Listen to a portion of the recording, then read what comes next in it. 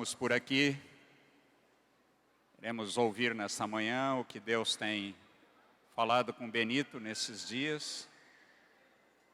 E agora, sob a unção do Espírito, que essa palavra seja como uma espada que separa alma e espírito, juntas e medulas, e que todos nós ficamos totalmente abertos para o Senhor. E denunciada qualquer obra maligna, para que a palavra então nos traga cura e possamos praticá-la como Deus quer. Vamos levantar nossas mãos e abençoar Benito em nome de Jesus. Da tua plenitude, Senhor, todos nós temos recebido graça sob graça. E te damos graças por isso que temos recebido de ti, Senhor. Uma nova unção sobre a vida do Benito, Senhor, para que tua palavra chegue aos nossos ouvidos, ao nosso coração, e possamos te dar resposta imediata da tua palavra. Por meio do teu Espírito, Senhor, manifesta teus dons e tuas virtudes nesta manhã, para que nada se perca aqui, Senhor, mas que haja abundante vida transmitida em nome de Jesus. Amém. Amém, Senhor. Aleluia. Aleluia. Aleluia. Abundante graça sobre ti.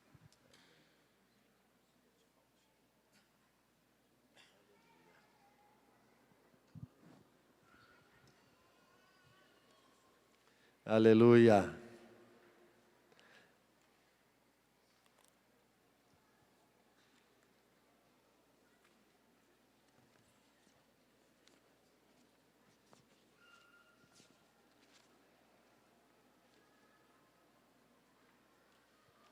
Aleluia.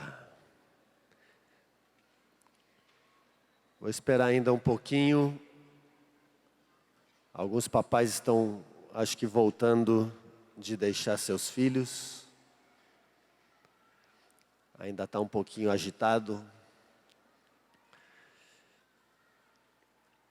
Para mim, já estou alimentado esta manhã. Podíamos continuar a manhã toda proclamando aquilo que estávamos proclamando aqui. O mundo cristão deixa para anunciar a ressurreição de Jesus amanhã. Mas Jesus já ressuscitou. Aleluia.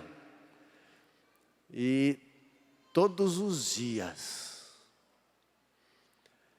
esta verdade me dá vontade de pular, esta verdade me estremece.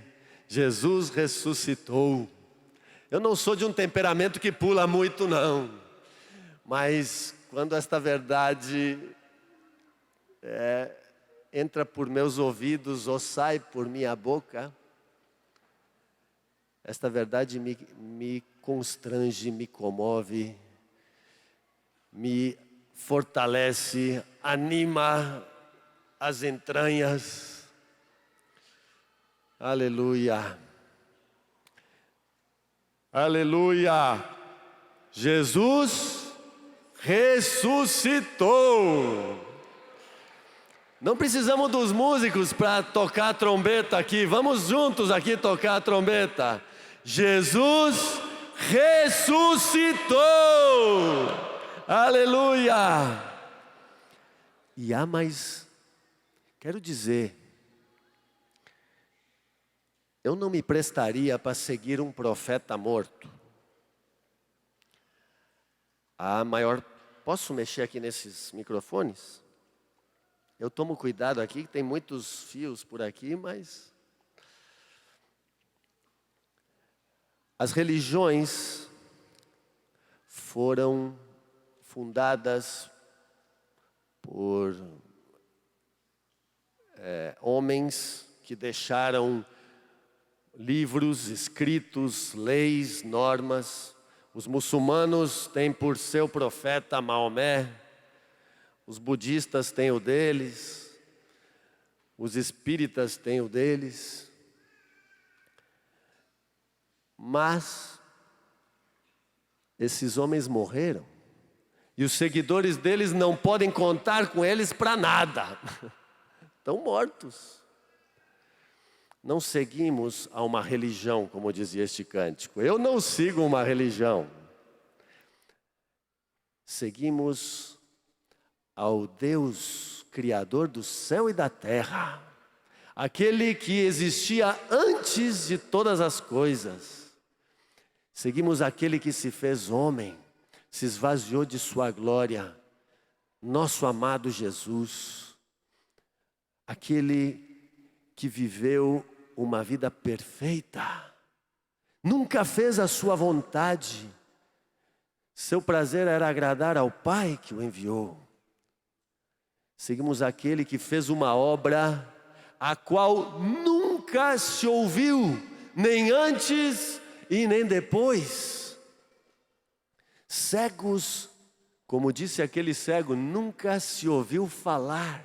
O próprio cego disse, de um cego de nascença, que voltasse a ver. Mortos ressuscitaram, receberam vida. Seguimos a Jesus, que morreu.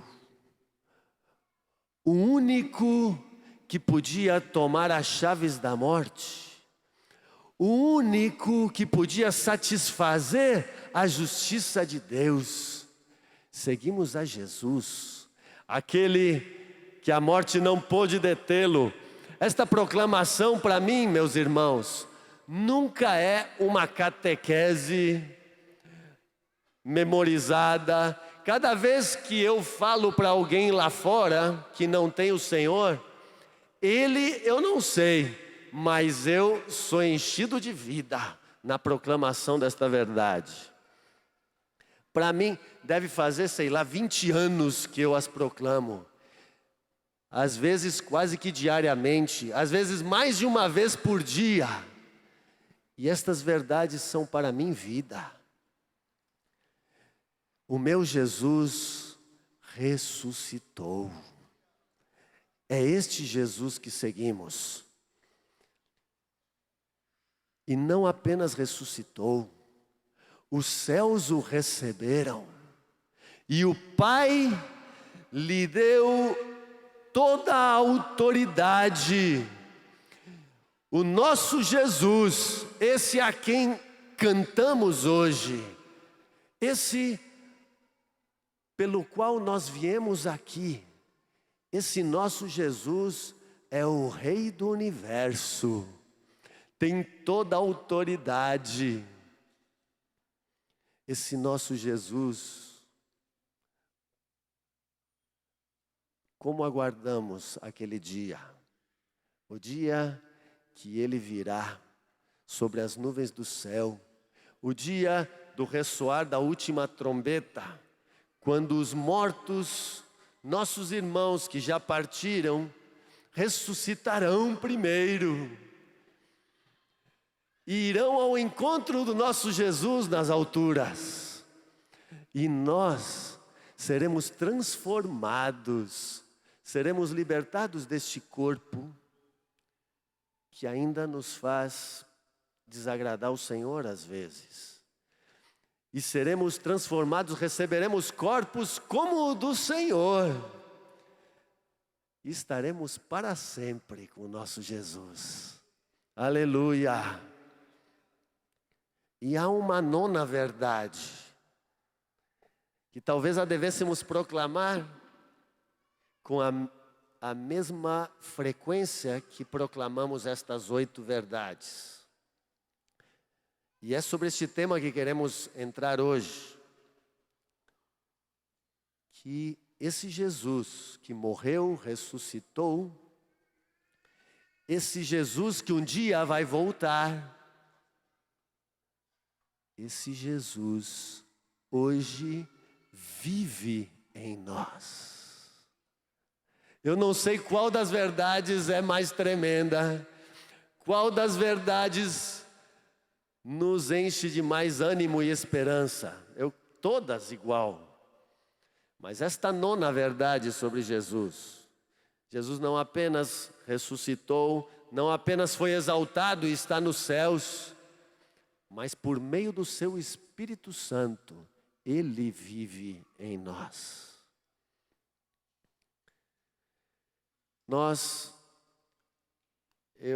A última vez que tive a alegria de ver os irmãos, trouxe uma pequena palavra a respeito deste assunto. Na verdade, é meu assunto favorito. E ainda acho que não o compreendo totalmente. Sabe? O mistério de Cristo, a cada dia nos é revelado. E há um poder nesta verdade, há um poder que o inimigo das nossas almas quer esconder, para que a gente não tenha revelação disto. Ou se não puder esconder, quer deixar adormecido, esta verdade adormecida. Uma vez eu li num livro de Tozer, ele disse: às vezes nós deixamos as maiores verdades adormecidas na nossa alma, junto com as piores mentiras, no mesmo lugarzinho, uma deitada ao lado da outra. O que quer dizer isto? Este fato, aliás, todas estas verdades que proclamamos de Jesus, sua deidade, Jesus como Deus, sua encarnação, sua vida, sua obra, sua morte, sua ressurreição e sua exaltação, e sua volta, e a sua vida em nós, são verdades que já são tão certas e verdadeiras para nós, que às vezes nós nem meditamos mais nelas. Deixamos ela dormir. Não, isso aqui eu já sei que é verdade. Me fala outra coisa. E às vezes, por deixá-las dormir, elas perdem seu poder para nós. Porque depende de fé.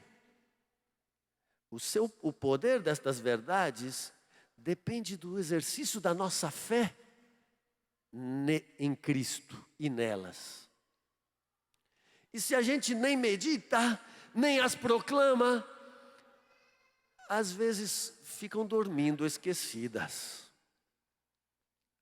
E o Espírito Santo nos quer avivar esta verdade, quer iluminar os olhos do nosso coração.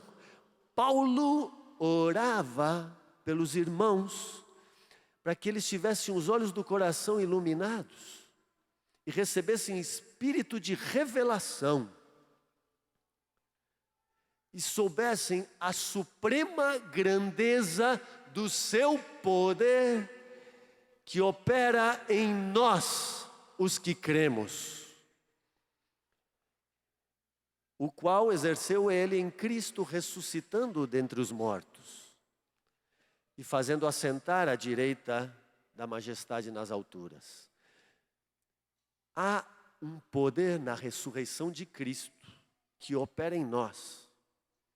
Um poder, irmãos, é o poder máximo do universo. Está aqui. Está em você. O poder máximo. A Escritura nem registra que Deus usou a suprema grandeza do seu poder para criar a terra. Não. Diz que usou a palavra do seu poder. Agora usa esta expressão, a suprema grandeza do seu poder está e opera em nós, os que cremos.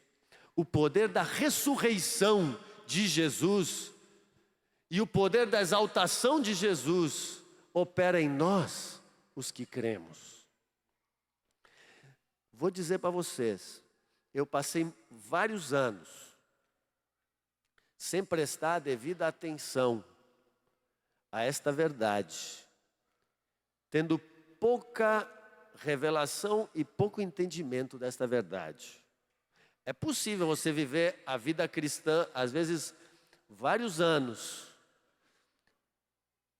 pelo teu esforço. É possível. Mas é dura e fraca a vida cristã. Estávamos falando ontem do poder e a renovação que temos em Cristo a cada dia da vida interior.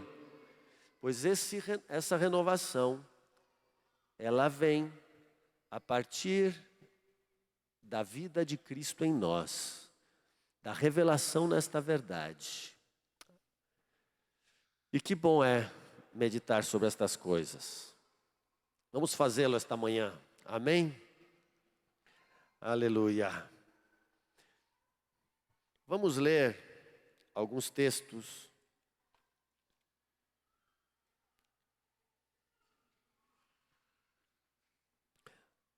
Antes de falar mais deste aspecto de Cristo vivendo em nós e por nós, vamos falar também da morte de Jesus por nós. Nós vamos ver estes dois aspectos da morte de Jesus por nós e da vida de Jesus por nós. Romanos 5, versículo 10. Romanos 5, 10.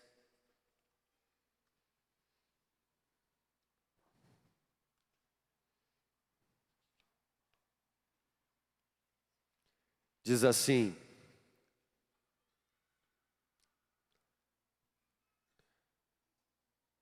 Romanos 5,10. Porque se nós, quando inimigos, fomos reconciliados com Deus mediante a morte do seu Filho, muito mais, estando já reconciliados, seremos salvos pela sua vida. Aleluia. Paulo fala de dois aspectos que Jesus nos salva. Jesus nos salva e nos reconcilia por meio da sua morte. E Jesus nos salva por meio da sua vida. Dois aspectos da salvação que temos em Cristo.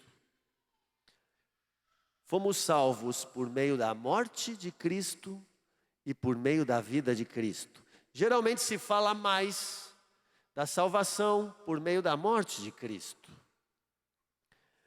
Vamos falar também disto, porque é uma verdade igualmente importante, preciosa para nós. Mas queria enfatizar mais o outro aspecto esta manhã. Para compreender bem esses dois aspectos, nós temos que compreender o que foi a queda do homem.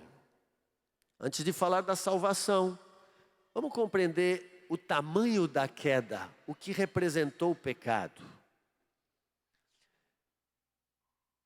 Antes da queda, Deus tinha preparado uma vida para seus filhos. Deus, o plano do Senhor e a vida que Ele havia proposto, irmãos, era algo inimaginável para a nossa mente hoje humana. Inimaginável. Era algo glorioso, algo perfeito. íamos desfrutar da plena vida de Deus, aquela vida abundante. Nós íamos desfrutar. Não haveria pecado, não haveria tristeza, não haveria sofrimento. Íamos desfrutar de permanente e perfeita comunhão com o Senhor, como sua família, o Pai conosco, sentando à mesa com Ele, ouvindo dEle, conhecendo dEle. Nós íamos passar a eternidade conhecendo Deus. Quem gosta de conhecer a natureza? Eu gosto de viajar, gosto de contemplar a criação. Mas quando eu contemplo a criação, os campos, as serras, o mar, as árvores, as flores, vou te dizer, Deus foi abusado quando fez a criação, viu? Você pega uma flor, os detalhes de suas cores. Deus não precisava, podia fazer tudo cinza como esse galpão. Mas Deus foi abusado. E ali ele só estava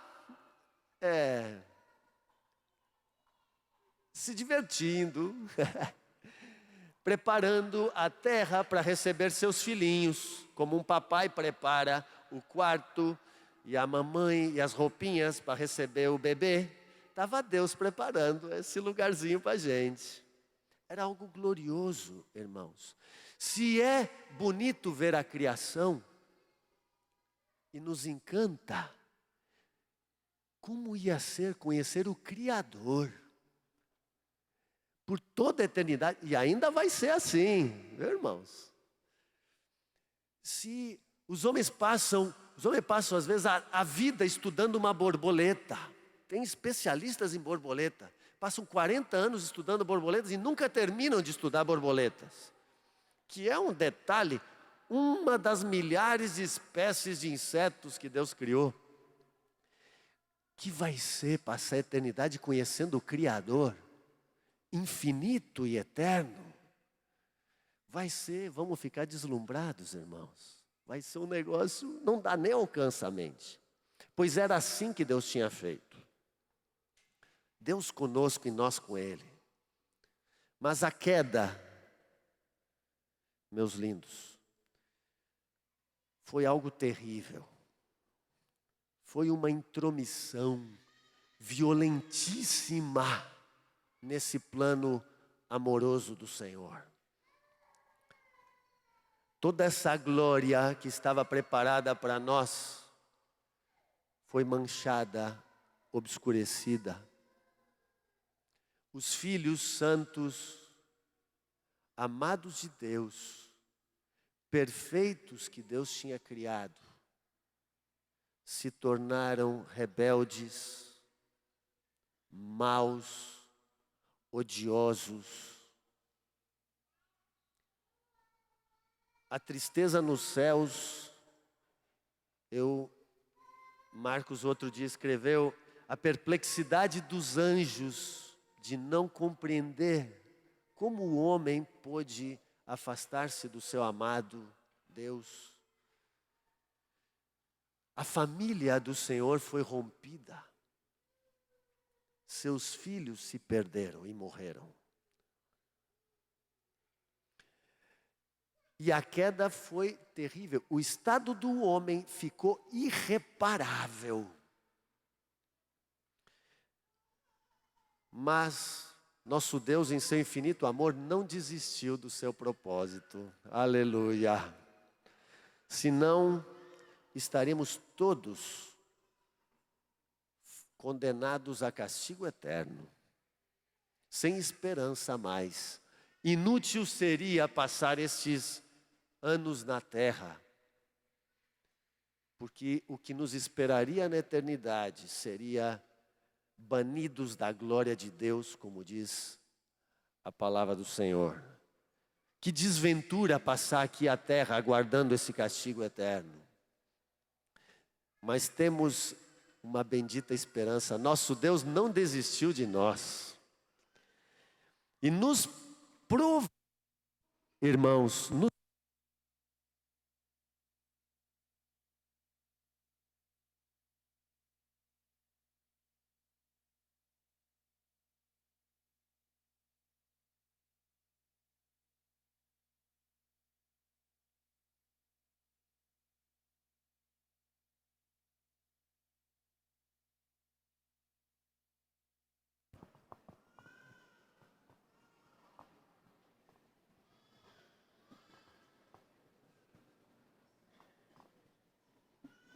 Pronto.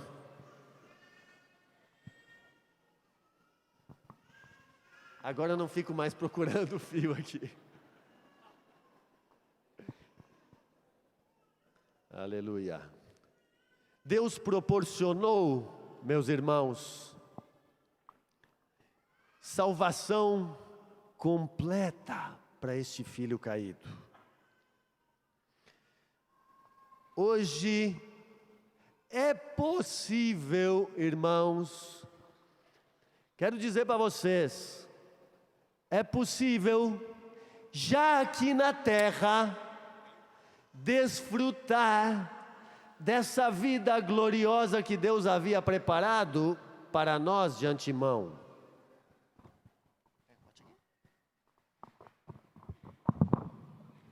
Aleluia.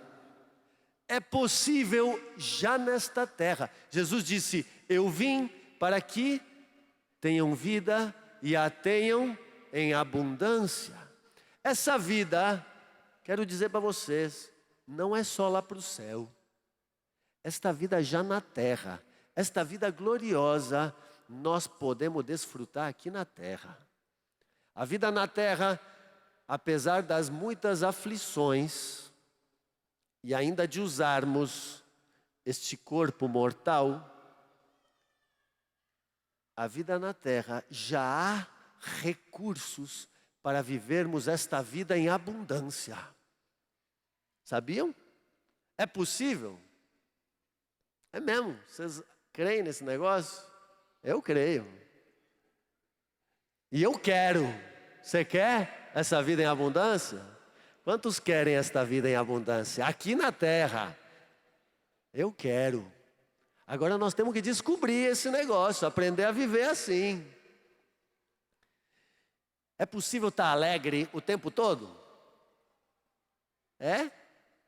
É possível dar graças por tudo, mesmo no meio das necessidades, desgostos, viver dando graças? É possível não reclamar por nada? É possível? É possível ficar tranquilo, em paz, mesmo nas enfermidades? É possível você ter paz com uns vizinhos incircuncisos? Lá na Bahia se bota o som alto. Meu vizinho na frente, o querido e amado vizinho, botou uns alto-falantes desse tamanho no fundo do carro, para sonorizar o bairro inteiro na minha porta. A partir daquele ponto, irradia som para o bairro inteiro. E é possível ter paz com um vizinho bonzinho? É possível viver santo e puro? Os jovens, no meio de uma geração terrivelmente impura, sensualizada, é possível não cair em impureza de olhar, de pensamento e atos? É possível? Está complicando, né? Está aumentando o padrão. Não cair mesmo, estou falando de não cair. Dá para isso? Eu vejo que há certo temor de responder. É possível ser justo e verdadeiro no meio de um mundo injusto, mentiroso? É possível renunciar a tudo, feliz da vida? Perdi tudo. Perdi tudo. É possível? É. Vou dizer sim e não. É possível? Vou dizer sim e não. Não é possível ao homem caído viver estas verdades. É impossível a qualquer homem. A lei de Moisés era 10% de tudo isso, e o judeu não a conseguia praticar em sua totalidade. A lei o homem podia arder de olhar impuro, desde que não se pegasse com a mulher do seu próximo, estava cumprindo a lei, não adulterava. Jesus aumentou. Olhou com intenção impura, já adulterou. Se ele não cumpria, é impossível a qualquer homem cumprir o padrão que Jesus colocou. Mas quero dizer, Deus nos proveu tamanha salvação, tamanho poder, que em Cristo é esta vida que é possível e que vamos desfrutar. Amém? Deus quer te levar a esse negócio. Quero te animar, fortalecer tua fé, a você não se contentar com menos que isto. Agora, vou explicar melhor ainda a queda, para explicar melhor ainda a solução. Estas verdades são muito simples.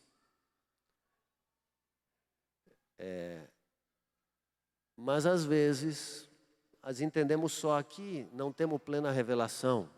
Eu fico às vezes até constrangido de falar com muita simplicidade, mas eu acho que Jesus é simples.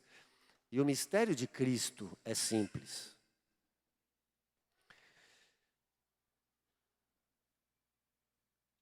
Temos que entender o que representou o pecado. O pecado não... Há dois aspectos. Primeiro aspecto, o pecado nos condenou diante de Deus, diante da justiça de Deus. Primeira coisa que aconteceu com você, você se tornou um condenado por ter ferido a justiça de Deus, ter ofendido a Deus. Deus havia dito a Adão que no dia que dela comesse daquela fruta, morreria. A palavra do Senhor diz que os que praticam aquela lista de Apocalipse, a parte que lhes cabe vai ser o lago de fogo e enxofre. Então, Deus cumpre. A santidade de Deus foi ofendida, a justiça de Deus. Nosso Deus é um Deus justo, amoroso, mas é justo. Misericordioso, mas é justo. A Bíblia diz que Deus é tardio em irar-se, mas jamais inocenta o culpado. Naum, capítulo 1, versículo 3, eu acho. Não inocenta o culpado, porque ele é justo.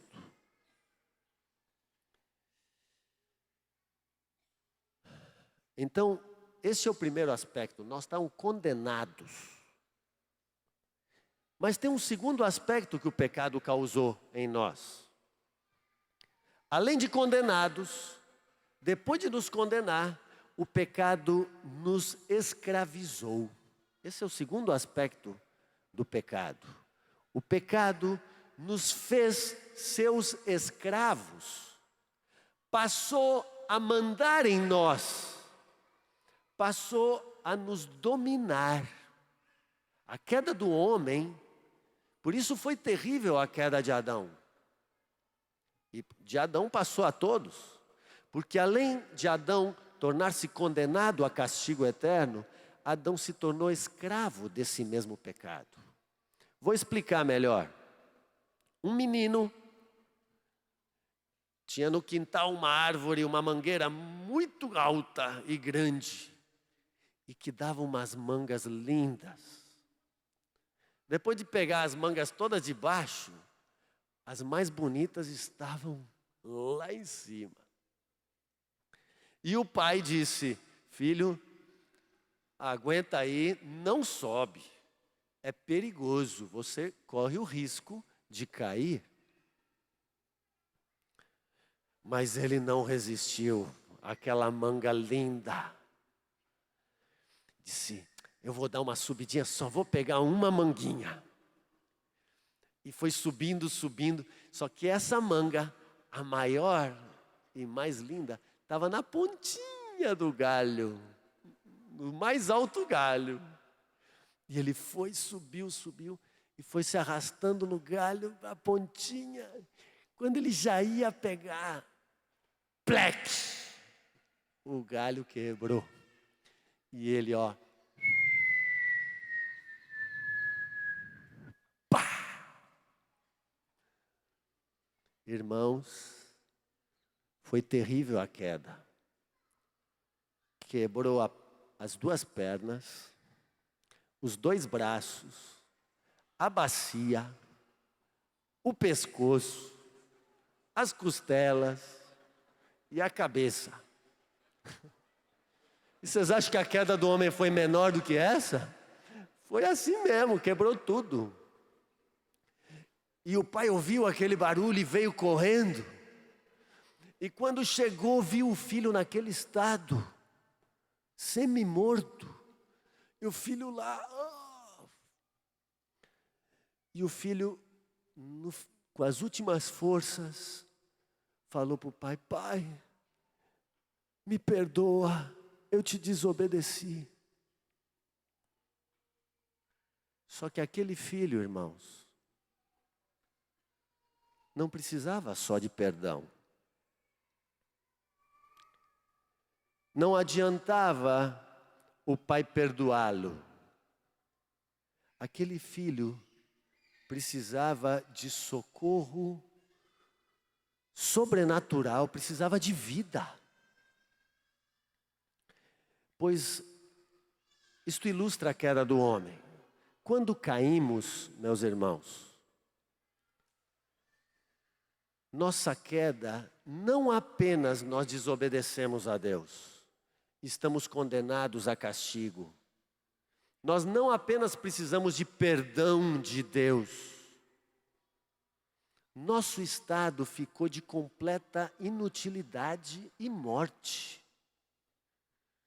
Nós precisávamos de mais do que perdão de Deus. Nós precisávamos de receber vida de novo. E quero dizer para vocês, apesar da queda ter sido enorme, a salvação foi maior ainda. Aleluia! Deus não somente trouxe salvação e cura e solução para a nossa condenação. Ele trouxe salvação também para a nossa escravidão, para a nossa morte. Para a condenação, o que um condenado precisa para ser liberado da condenação? O que um condenado precisa para resolver a condenação dele? Perdão. Para a condenação, qual é a solução? Perdão. E o que um escravo precisa para resolver o problema dele? Libertação. Pois eu quero dizer, o perdão e a libertação foi o que o Senhor nos proveu por meio de Jesus. Em Cristo, temos não somente perdão, mas também libertação da escravidão do pecado. Se Deus não nos desse essa completa solução, nós íamos receber perdão, mas íamos continuar pecando. Perdoa e peca, perdoa e peca. Por quê? Porque estávamos inúteis, mortos mesmo.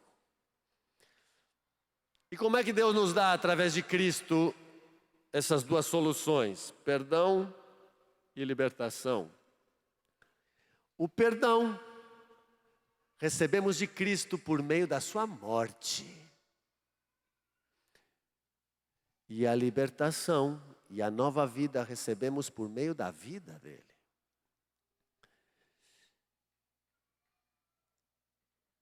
Sabe qual é o método de Deus? O método de Deus é a substituição. Esse é o método de Deus. A gente estava de tal maneira inútil, de tal maneira caído, que não tinha conserto para fazer. Só substituindo. O carro, quando dá perda total. Olha, o carro não só deu uma amassadinha. O carro pegou fogo, caiu do precipício, quebrou todo, caiu dentro da água, se inundou. Acabou, não tem conserto. E Deus não pretende fazer um consertozinho com a gente, não. O método dele, a solução dele foi substituição. Nos substituiu por Jesus. Aleluia. Nos substituiu por Jesus na morte. Então, Jesus morreu por nós. Ele nos substitui na morte. E nos substitui na vida. Jesus também vive por nós, em nosso lugar. Isto é uma coisa que às vezes a gente não medita muito. Nós sabemos e dizemos, Jesus morreu em meu lugar. Isto nós dizemos muito. Mas não dizemos muito, Jesus vive em meu lugar. Nos é uma verdade mais proclamada, que Ele morreu em nosso lugar, mas menos que Ele vive em nosso lugar. Você tenta morrer pelos teus pecados? Você tem essa pretensão de você mesmo pagar pelos teus pecados e morrer? Não, você abriu mão. Eu não morro pelos meus pecados. Nem tenho nem de longe essa pretensão. Eu aceito que Jesus morreu pelos meus pecados. E creio, como cantávamos, eu creio na morte de Jesus. Eu creio que Ele morreu pelos meus pecados. Pois eu quero te dizer, da mesma forma que você não tenta morrer pelos teus pecados, você não tenta morrer por você, você não tente viver por você também. Porque Jesus morreu por você e Jesus vive por você. Esta é a salvação que temos em Cristo, meus irmãos.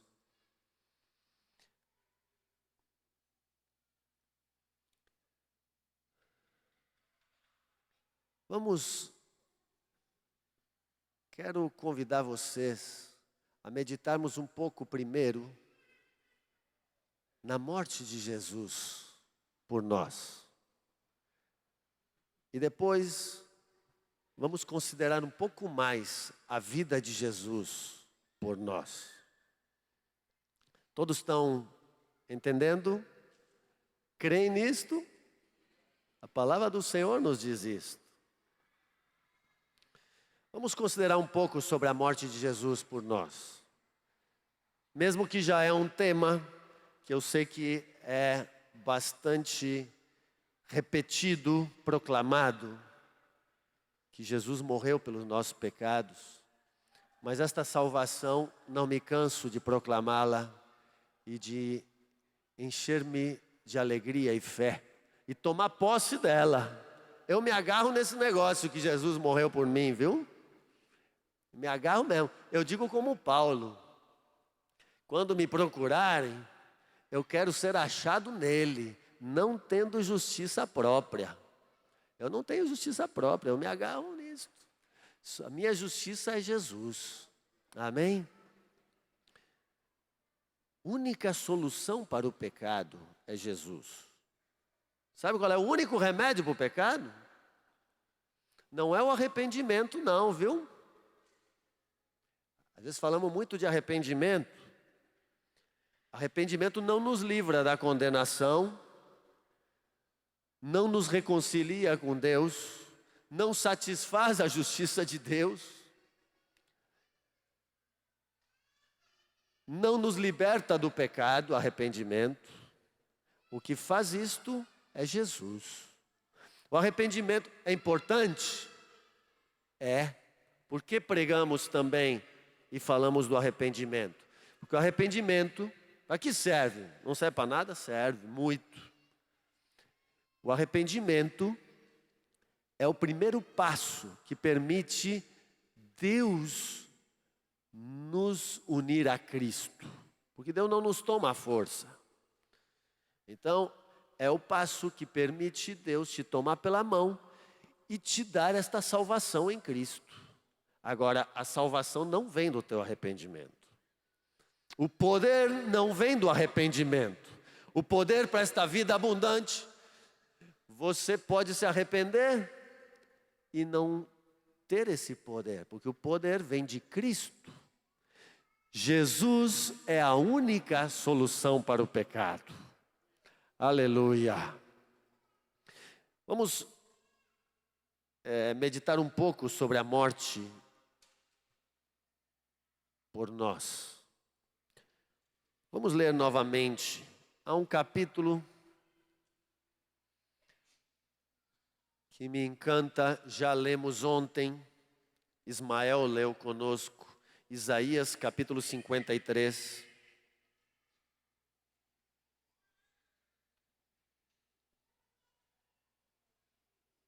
Vamos ler do versículo 4 em diante.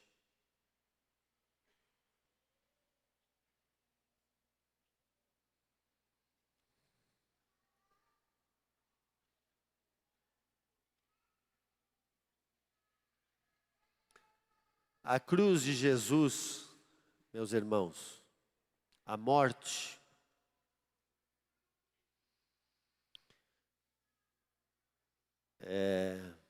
o jornal hoje falava da Páscoa.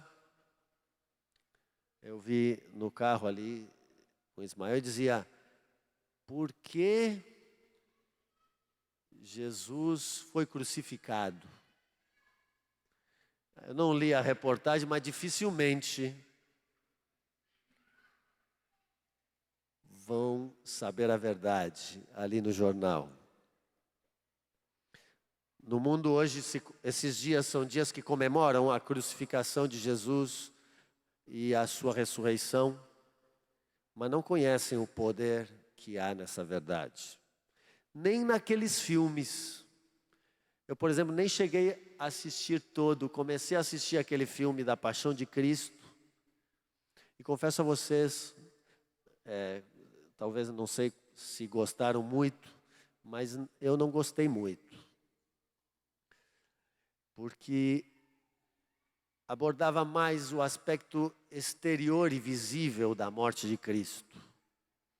Não sei se vocês sabem, nos primeiros séculos, você sabe que a igreja proibia qualquer desenho, figura, obra de arte que apresentasse a crucificação.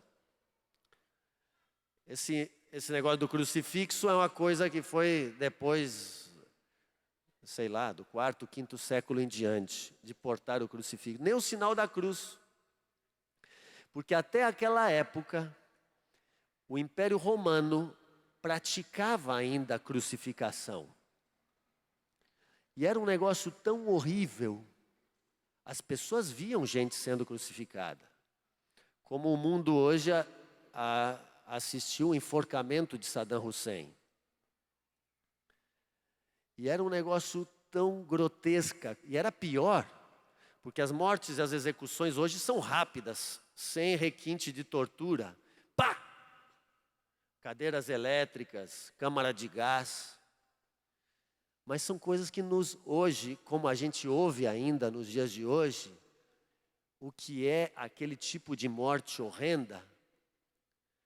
Ninguém hoje anda com uma forca pendurada num colar, ou faz pintura para ter na sua casa um desenho de uma câmara de gás, com alguém morrendo numa câmara de gás.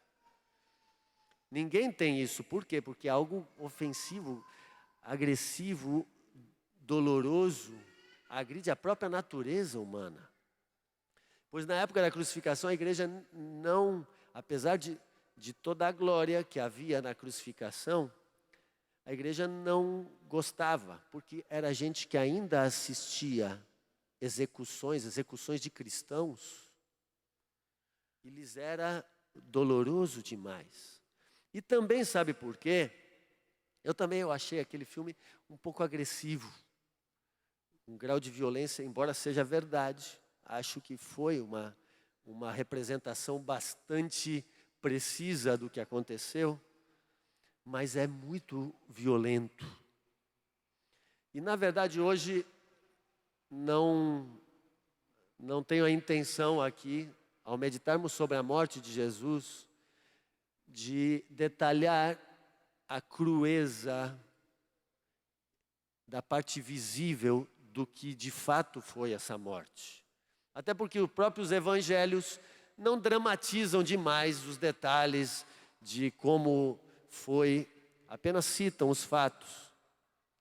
Porque a coisa mais importante, irmãos, que o Espírito Santo quer nos iluminar os olhos do coração é para a realidade invisível que havia naquela crucificação. Aquela crucificação foi o fato mais importante da história do homem, da humanidade. Ali estava sendo mudado o destino da raça humana. E nós, quando olhamos para aquela cruz, o que mais nos comove e nos encanta não é nem a realidade visível. O que mais nos toma o coração é o que havia de invisível ali. Do amor do nosso Jesus, do amor do Pai. Algo incompreensível, um pai dar o seu filho por seus inimigos. Do poder que havia ali, a morte sendo vencida. Esta é a realidade hoje que nos interessa. E é o que nos faz amar o Senhor e ficar apegado a Ele. Amém? Não ficamos tão preocupados hoje em descrever fisicamente a morte de Jesus. Vamos ler Isaías 53, a partir do versículo 4. Diz assim: certamente Ele tomou sobre si as nossas enfermidades e as nossas dores levou sobre si. E nós o reputávamos por aflito, ferido de Deus e oprimido. Mas Ele foi transpassado pelas nossas transgressões e moído pelas nossas iniquidades. O castigo que nos traz a paz estava sobre Ele, e pelas suas pisaduras fomos sarados. Aleluia! Todos nós andávamos desgarrados como ovelhas, cada um se desviava pelo caminho, mas o Senhor fez cair sobre Ele a iniquidade de nós todos. Oh, amado Jesus, aleluia. Você está livre para dar graças ao Senhor e orar enquanto falamos, viu, irmãos? E elevar tua voz ao Senhor. Não só quando os músicos estão aqui, nós podemos ser tomados com gratidão e adoração ao Senhor.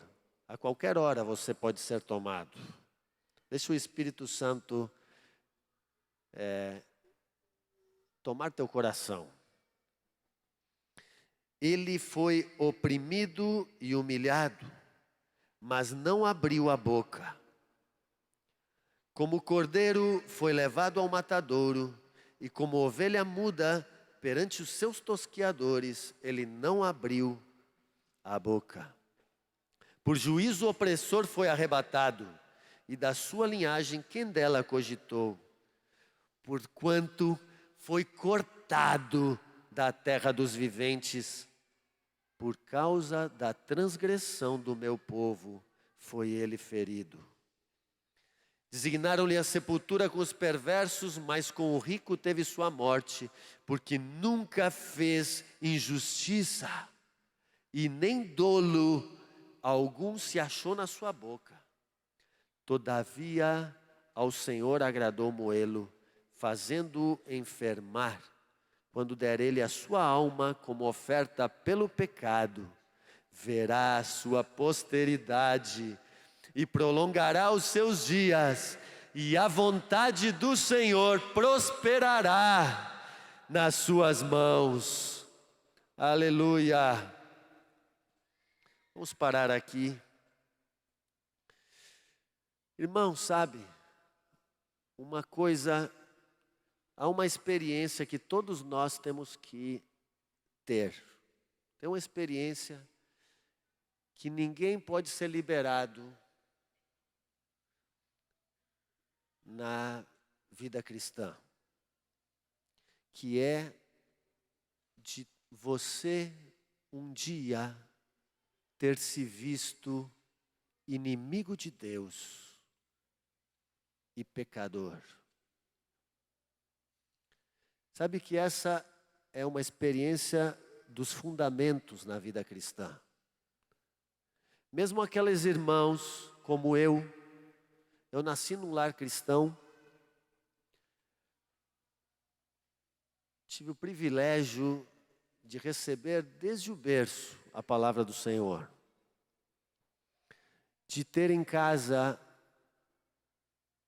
um homem e uma mulher que temiam o nome do Senhor, que me guardaram do pecado.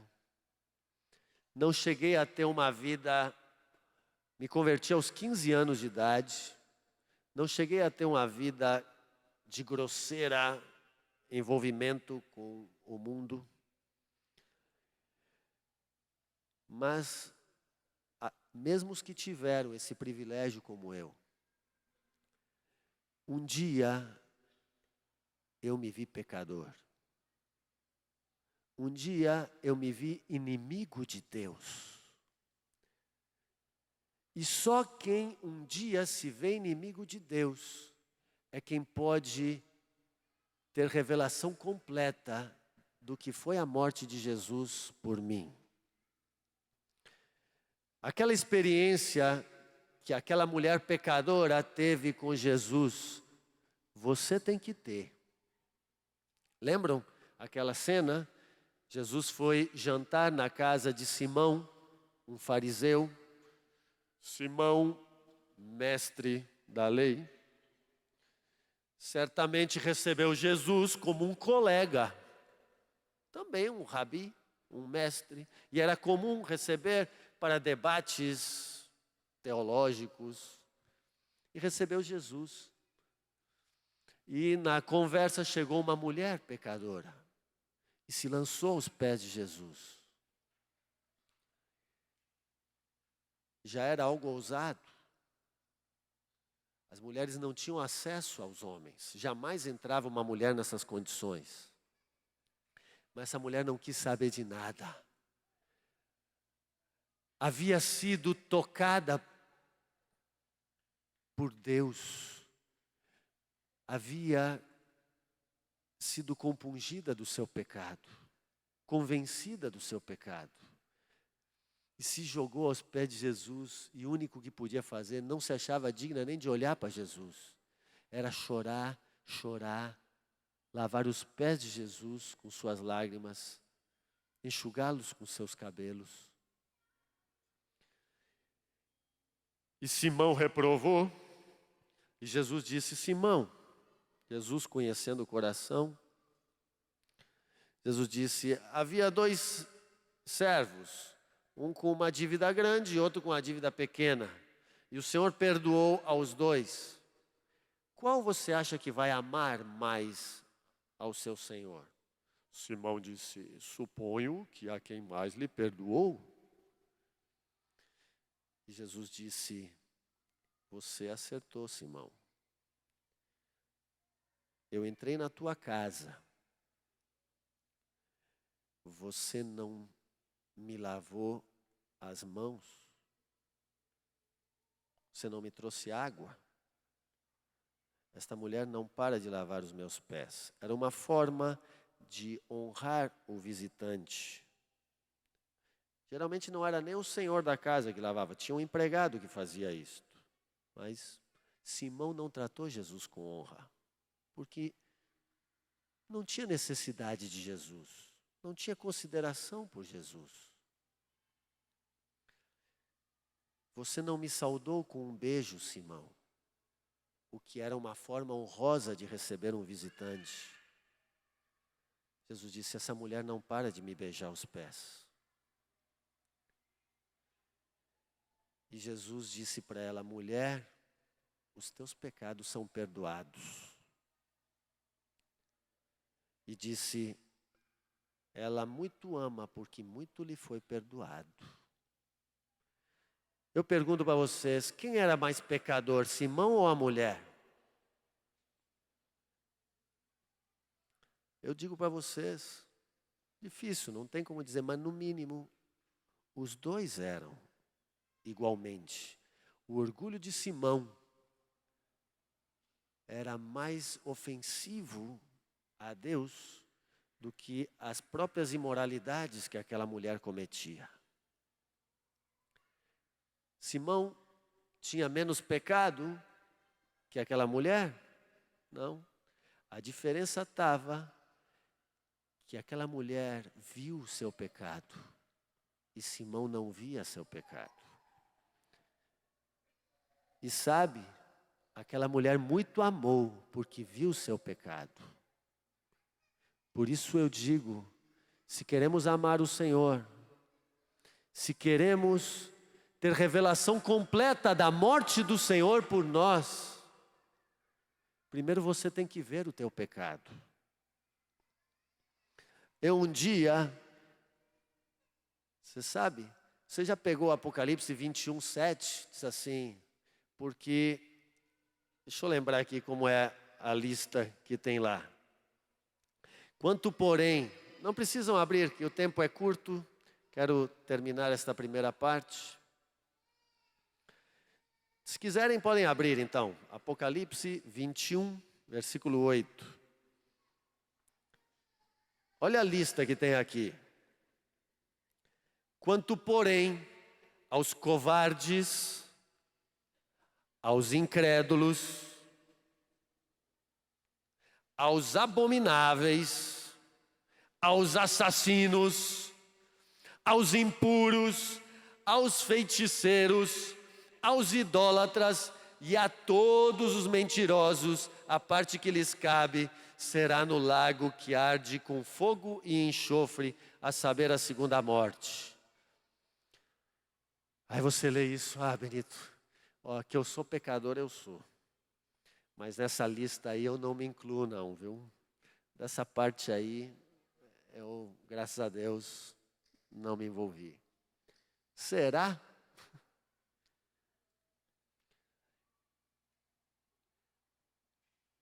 Você nunca foi covarde?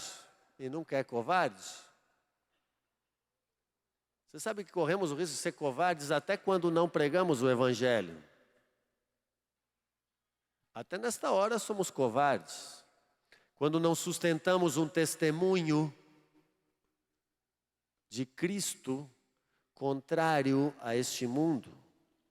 Quando nos tornamos tímidos. Incrédulo. Você nunca foi incrédulo? Eu já tive tempo de incredulidade. E abominável? Abominável é aquele que pratica a abominação. Você já viu que semear contendas é abominação? Deus considera abominação? Então, se alguma vez, e eu infelizmente já fiz, você ouviu alguém falar mal de Ion, ouviu o João, o Zé, falar mal de Ion, e você cometeu a infelicidade de contar isso para Ion, você semeou contendas, além de praticar maledicência. O outro foi maldizente, você foi pior que o outro, se você leva para Ion. Cometeu algo que Deus abomina. Que mais nessa lista? assassino. Diz que não é só quem mata seu irmão que está sujeito ao inferno. Aquele que chama tolo já está sujeito, é como um assassino. Que mais? Impuros. Deus é santo. Diz que Deus encontra imperfeição nos anjos que Ele criou. Olha como Deus é. Acaso não somos impuros aos olhos de Deus? Teus olhares. O que teus olhos já viram? Que mais? Feiticeiro. Nesse eu não me incluo. Nesse eu não me incluo, não. Graças a Deus, aqui me livrei da lista. Diz que a rebelião é como o pecado de feitiçaria. Você já foi rebelde até os pais? Está difícil a gente fugir de algum desse aqui, viu, da lista. Idólatra. Bom, eu nunca adorei imagens. Eu digo, a Bíblia diz que a avareza é idolatria. Se você algum dia foi avarento, materialista, apegado aos bens, não generoso, você praticou esse pecado. E há outros ídolos. Às vezes o eu é um grande ídolo. E que mais? E mentiroso. Quem nunca caiu neste pecado? Irmãos, nós temos que nos ver pecadores. Um dia, se não fosse Jesus e aquela bendita cruz, a parte que te cabia era o lago de fogo e enxofre. Que nos prostremos como aquela mulher. Que nos lancemos muitas vezes aos pés de Jesus, lembrando da purificação dos pecados de outrora, como diz Pedro, não sejamos como alguns que se esquecem rapidamente da purificação dos pecados de outrora. Que esta cruz do Senhor, bendita, seja para nós, por toda a vida e todos os dias, motivo da nossa adoração, do nosso amor ao Senhor. Aquele que tem revelação desta cruz, de sua pecaminosidade e do amor do Pai e do Filho naquela cruz, jamais o deixará. Jamais o deixará. Jamais reclama por nada, meus irmãos. Se reclamamos de alguma coisa, é porque ainda não vimos que o que a gente ia merecer era o lago de fogo. Quando alguém me diz, isso aqui é para você, você merece, eu digo, não, eu não mereço, não. Eu merecia o lago de fogo. Não tem coisa, está tudo bom para mim, está tudo bom. O nosso amor por Jesus, como aquela mulher amava, nosso amor cresce. Olhemos para essa cruz. Jesus nos substituiu, irmãos. Jesus te substituiu. Era você lá. Era você. Jesus morreu por nós. E o Pai aceitou. Isto, quando diz lá que o Pai agradou moê-lo, que terrível é. Ali a gente vê como Deus é terrível. Moeu o próprio Filho. Como Deus não ia liberar ninguém. Mas Deus aceitou a morte de Jesus por nós. Jesus satisfez a justiça de Deus. Fomos reconciliados com Deus hoje, por meio da sua morte. Aleluia. Fomos justificados. Romanos 8:1 diz, justificados, pois, mediante a fé, temos paz com Deus. Justificado, sabe o que quer dizer? quer dizer declarado justo. Deus já não te vê mais como injusto. Deus hoje te declara justo. Amém? Vamos ler juntos, vamos ler de pé e terminamos Romanos capítulo 8. Este é um texto que todas as vezes não me canso de ler, proclamar diante dos irmãos, proclamar diante das trevas que queiram me acusar. Aleluia. Romanos capítulo 8, versículo 31. Vamos ler do 31 até o 39. Vamos fazer aqui uma bagunça? Vamos ler todos a uma só voz. Você vai proclamar com todo o teu pulmão. Mesmo que as traduções sejam um pouco, às vezes, diferentes, tem alguma diversidade, mas vamos proclamar a uma voz esta verdade, que para nós nos é vida. Vamos ler a partir do versículo 31, com máximo pulmão, vamos ler até o 39, 31 ao 39. Vamos lá. Que diremos, pois, à vista destas coisas? Se Deus é por nós, quem será contra nós? Aquele que não poupou seu próprio filho, antes por todos nós o entregou, porventura não nos dará graciosamente com ele todas as coisas? Quem intentará acusação contra os eleitos de Deus? É Deus quem os justifica. Quem os condenará? Aleluia.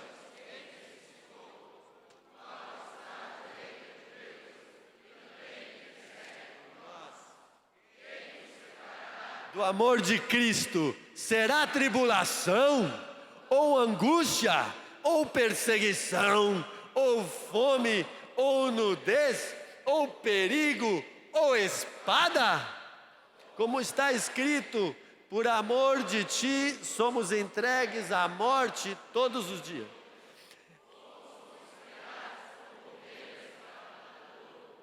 Em todas estas coisas, porém, somos mais que vencedores por meio daquele que nos amou. Porque eu estou bem certo de que nem a morte, nem a vida, nem os anjos, nem os principados, nem as coisas do presente, nem do porvir, nem os poderes, nem a altura, nem a profundidade, nem qualquer outra criatura poderá separar-nos do amor de Deus que está em Cristo Jesus, nosso Senhor. Aleluia!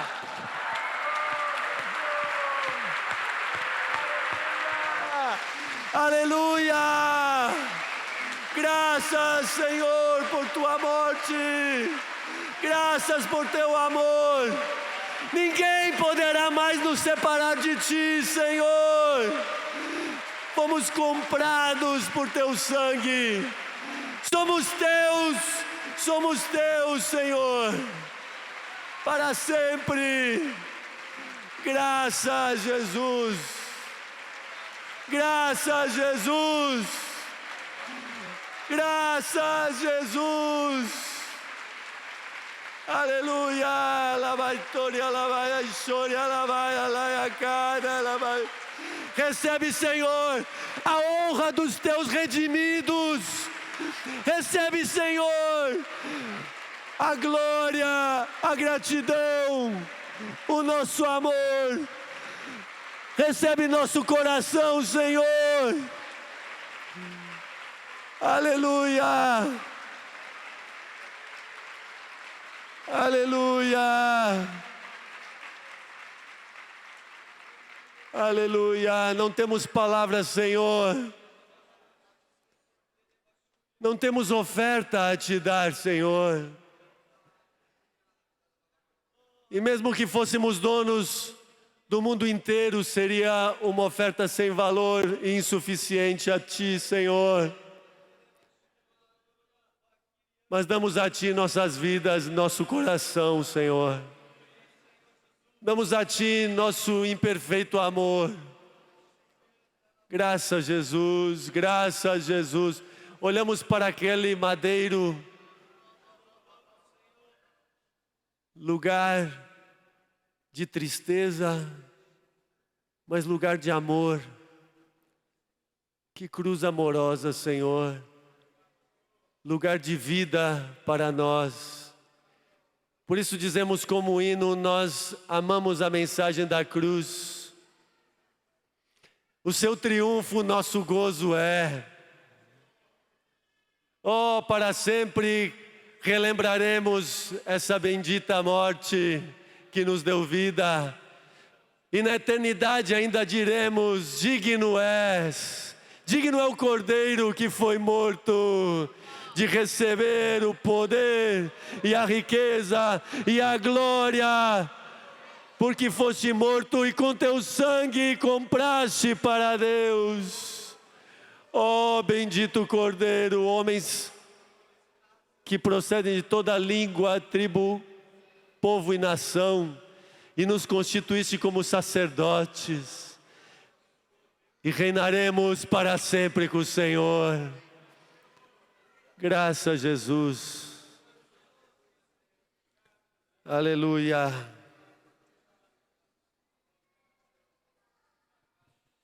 Que maravilha. Vamos ter meia hora de intervalo. São 11h10, 11h40 em ponto. Pediria que a equipe que nos ajuda aqui, o Tom, pessoal, estivesse 5 minutos antes. E vamos celebrar isso diante do Senhor, nos abraçando, esticando um pouco as pernas, aleluia, nos levantando, aleluia.